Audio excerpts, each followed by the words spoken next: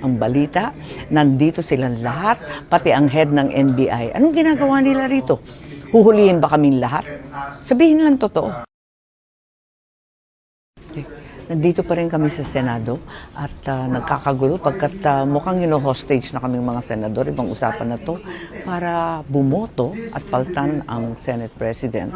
Dahil nga hindi na nasusunod ang batas, ang tradisyon, ang kalayaan ng Senado. Talagang, eto nga, nagpumilit kami na magkaroon ng sapat na boto para piltan ang ating liderato dito. Ngunit ang nangyari, mukhang sinaktan pa si Senator Bato. Hindi nga namin maintindihan kasi sa totoo lang, nung hindi siya pumupunta, sabi ng lahat, bakit nagsisweldo, hindi nagtatrabaho. Ngayon naman napapasok, sasaktan, hinabol-habol, tinakel, rinesel, talagang hinabol sa hagdan. Hindi tama yan. Nasa sesyon ang Senado. Galangin ninyo.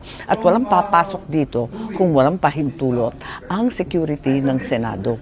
Ngayon, todo-todo pumasok ang NBI, pati ang bossing ng NBI, winawagayway ni Senator Trillanes ang ICC warrant of arrest daw, na ano ang papel niya, hindi ko maintindihan. Siya ba ay sheriff ngayon ng ICC? Ganun na lang ba?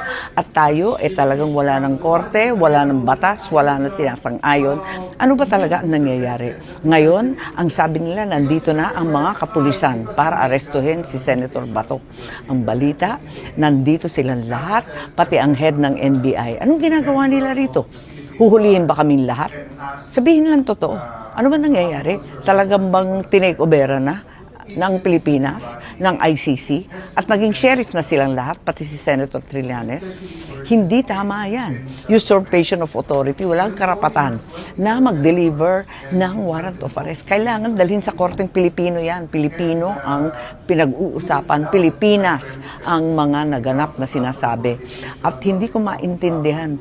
Violation talaga yan. Hindi pwedeng harangin ang isang senador na papasok sa trabaho. Kriminal din yan. Crime din yan. Hindi pwede lahat yan. Kaya nagtataka kami sa nangyayari dito. Mukha kaming hino-hostage, naka-lockdown kami. Pinaligiran kami ng NBI, CIDG, kapulisan. Anong kalokohan to?